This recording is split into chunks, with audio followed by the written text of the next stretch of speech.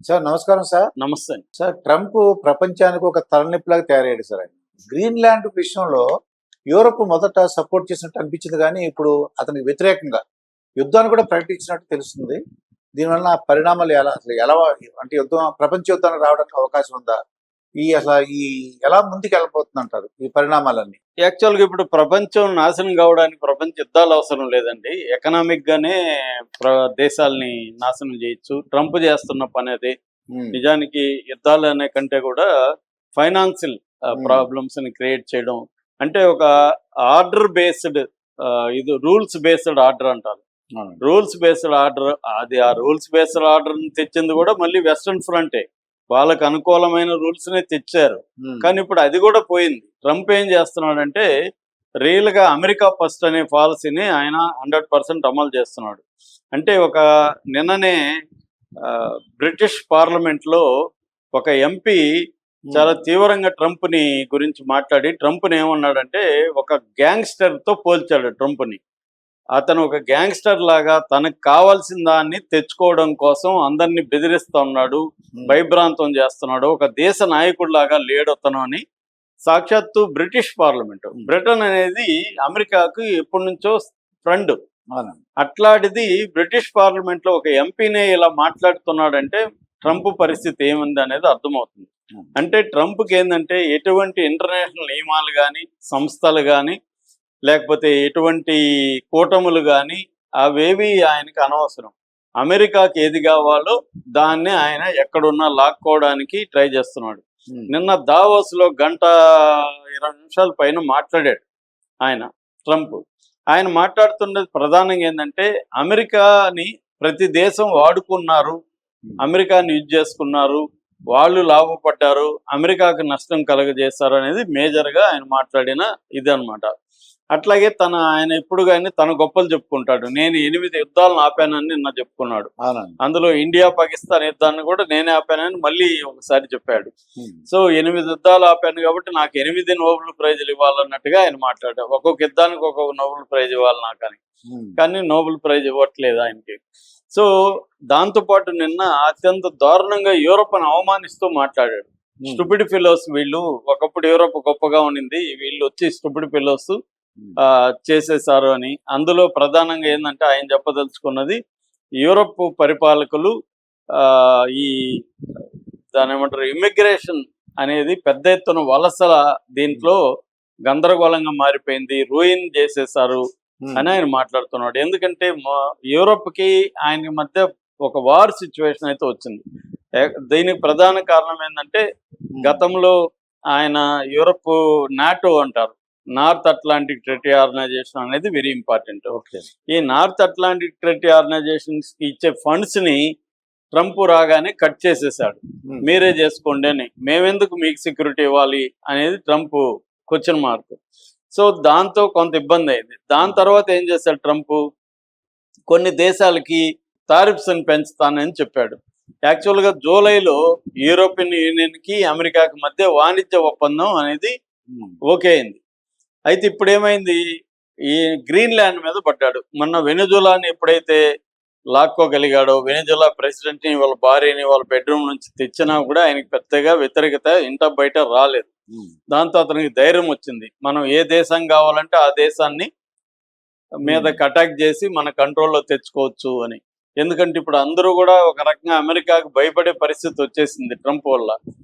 So ట్రంప్‌తో పైకి ఎన్ని మాట్లాడినా బ్యాక్ డోర్ పాలసీ అంటారు కదా! బ్యాక్ హ్మ్. డోర్ డిప్లొమసీలో ట్రంప్‌ని ప్రసన్నం చేసుకోవడానికి అందరూ కూడా ట్రై చేస్తున్నారు. నిన్న బ్రిటిష్ పార్లమెంట్‌లో కూడా ఆయన అదే చెప్తున్నాడు. ట్రంప్‌కి కాస్ట్‌లీ గిఫ్ట్‌లు ఇవ్వాలి. ప్రత్యేక ఫ్లైట్‌లు గిఫ్ట్‌లుగా ఇవ్వాలి. హ్మ్. అతన్ని పొగుడుతా ఉండాలి. అప్పుడే అతను ప్రసన్నంగా ఉంటాడు. అట్లా పోయినా కూడా ఒక్కోసారి ఫ్రెండ్‌ని కూడా ఎప్పుడు అదేదో పిచ్చి కుక్క హ్మ్. తన ఇతరులనే కాకుండా యజమాని మీద కూడా అప్పుడప్పుడు కరవడానికి వెళ్తాది కదా! అవునండి. అలాగా ట్రంప్ శత్రువులనే కాకుండా మిత్రుల మీదకి కూడా బౌ బౌ అని వెళ్తున్నాడు. హ్మ్. అలాగే ఇప్పుడు యూరప్ దేశాల పరిస్థితి అదే. సడెన్‌గా అతనికి గ్రీన్‌లాండ్ మీద కన్నుపడింది. నిజానికి నేను నిన్న కూడా చెప్పాను. గ్రీన్‌లాండ్‌లో ఆల్రెడీ అమెరికా బేసులున్నాయి. ప్రపంచంలో 750 చోట్ల అమెరికా బేసులున్నాయి. ఇంకెవరు హ్మ్. ఏ దేశానికి లేదు. నెక్స్ట్ ఫ్రాన్స్ కి 10 బేస్లు ఉన్నాయి అంతే. ఉమ్, మిగతా వాటికి చైనా, రష్యా వీటికి ఏవీ లేవు. ఒకటారా ఉంటాయి ఉంటే ఉన్నట్టు.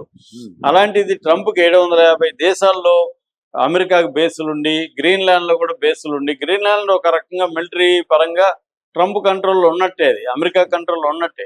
ఉమ్, అయినా దాన్ని మొత్తం తన కంట్రోల్లో కావాలనేది కోరిక. దీనికి ప్రధాన కారణం అంటే రష్యా చైనాని ఆపాలని. రష్యా డిఫెన్స్ లో అతనికి కాంపిటీషన్ ఇస్తుంది అమెరికాకి, చైనా ఏమో ట్రేడ్ అండ్ ఎకనామిక్స్ డామినేట్ చేస్తుంది. చైనా దాదాపు 150 దేశాల్లో బెల్ట్ అండ్ రోడ్ ఇనిషియేటివ్ పేరుతో చైనా ఇన్ఫ్రాస్ట్రక్చర్ ప్రాజెక్ట్స్ ని ఆయా దేశాల్లో డెట్ ట్రాప్ అంటారు, డెట్ డిప్లొమసీ అంటారు, ఉమ్, అప్పులు ఇచ్చి ఆయా దేశాలను తన కంట్రోల్లో పెట్టుకుంటుంది చైనా.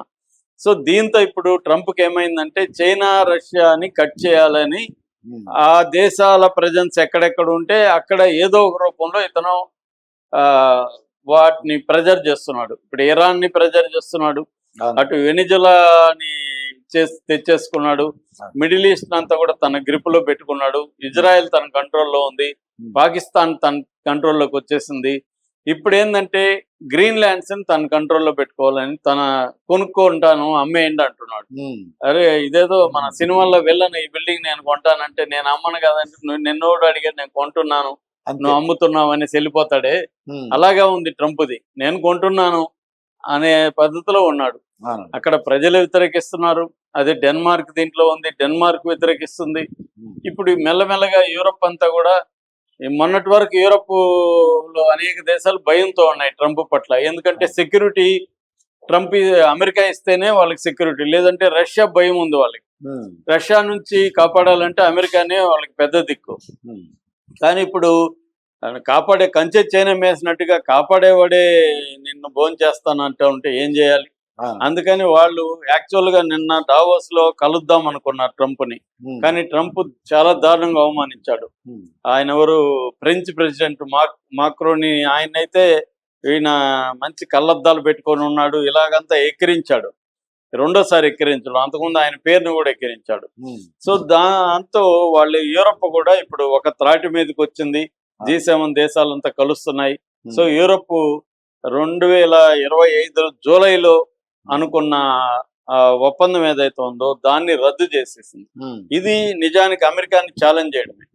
అంటే అమెరికా యూరప్ వాణిజ్య ఒప్పందాన్ని యూరప్ రద్దు చేయడం అనేది ఒక రకంగా అమెరికా మీద యుద్ధం ప్రకటించినట్టే మనం భావించవచ్చు. అదే. సో ఇది ఇప్పుడు ట్రంప్ కూడా గమ్మున్నాడు కదా, దీనికి ప్రతీకార చర్య ట్రంప్ చేస్తాడు. ఆల్రెడీ 200% ట్యాక్సులు వేస్తానని చెప్తున్నాడు అవునండి.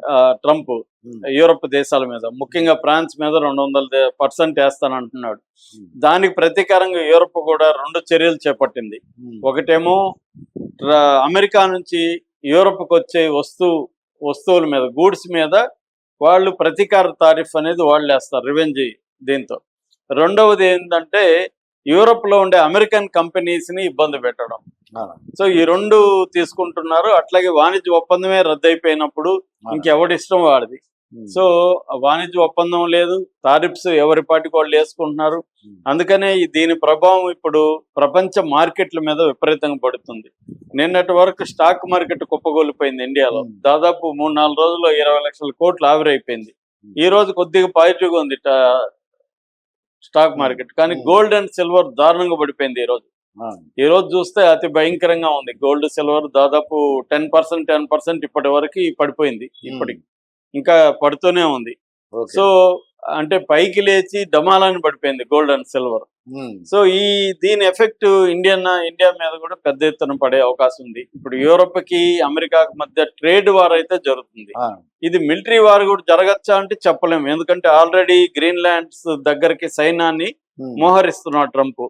సో గ్రీన్లాండ్ మీద కూడా సైనిక చర్యగా చేస్తే ఉమ్, యూరోప్ కి వేరే మార్గం లేదు. ఎందుకంటే ఇది ఒక విచిత్రమైన పరిస్థితి. నాటో దేశాల్లో ఏ దేశాన్నైనా ఉమ్, నాటోకు వెలుపల ఉన్న దేశం అటాక్ చేస్తే అన్ని దేశాల మీద అటాక్ గానే భావిస్తాయి. అవును. అది రూల్. అది అంటే మనం ఒక టీమ్ గా ఉంటాం, మన టీంలో ఎవరిని కొట్టినా నన్ను కొట్టినట్టుగా నేను భావిస్తాను. అంతే. అది నాటోకు ఉండే కండిషన్. ఉమ్, కానీ టీంలోనే ఒకరినొకడు కొడితే ఆ, ఇప్పుడు చేస్తున్నది అది. అమెరికాని డెన్మార్క్ ని అటాక్ చేస్తే అవును. సో ఇది అందుకని మిగతా దేశాలన్నీ కూడా యునైట్ అయ్యి యూరోప్ అంతా కూడా అమెరికా మీద ఆల్రెడీ వాణిజ్య యుద్ధాన్ని ప్రకటించాయి. ఇది ఫిజికల్ యుద్ధానికి దారి తీస్తే మాత్రం ఖచ్చితంగా వరల్డ్ వార్ 3 వచ్చే అవకాశం ఉంది. అయితే ఇక్కడ విచిత్రం ఏమంటే రష్యా ఇప్పుడు అమెరికాకి సపోర్ట్ చేస్తుంది ఈ విషయంలో. ఎందుకంటే వాళ్ళకి నాటో విచ్ఛిన్నం కావడం రష్యాకి అవసరం.